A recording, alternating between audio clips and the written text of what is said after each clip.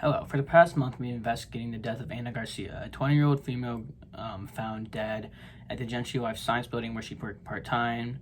This is what we found so far. A brief timeline the day before she died.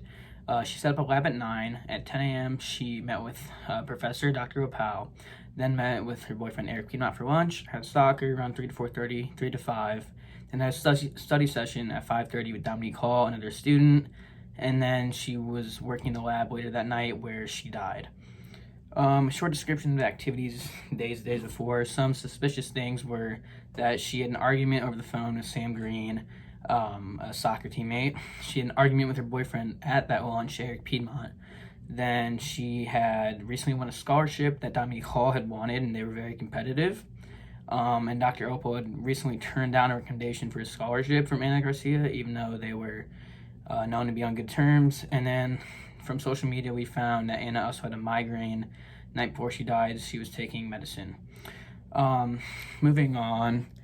So she was found dead in Gentry Life Science Building in just a small one-room lab, nothing out of the ordinary, 70 degrees Fahrenheit in the room. Evidence found was a note in her back pocket that said "See you later," a flipped-over flask, hair on the back of her body, a blood spatter in the corner of the table and on the ground, adult blowfly eggs and around the rim of her nose and her mouth, as well as her iPhone sitting on the table.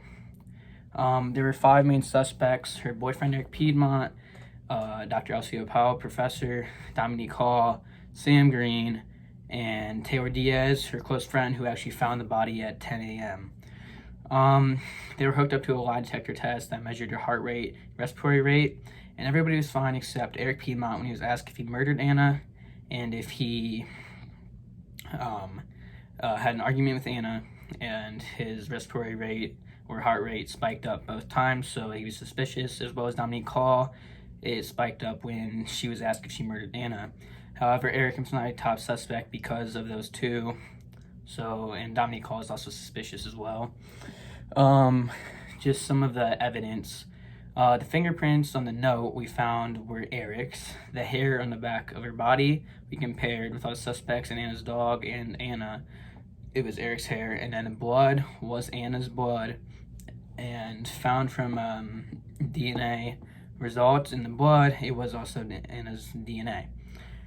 Digital evidence, we found the phone, just the text messages from Sam, the text messages from Dominique saying she should have won the award, the text messages from Eric apologizing for the argument early in the morning, as well as the email from Dr. Elsie Opal, who's just saying to meet with her in the morning. Nothing else there, except for the social media where we found she had a migraine and like her basic activities that day, soccer practice, meeting, stuff like that.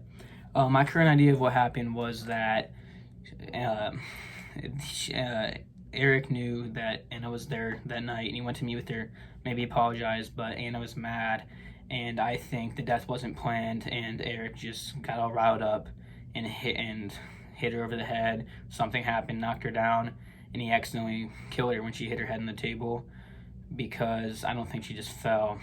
She had to, and then I think Eric just fled the scene, and that my reasoning for that is it just doesn't look like she just fell and hit her head, and that's what we know about the scene so far.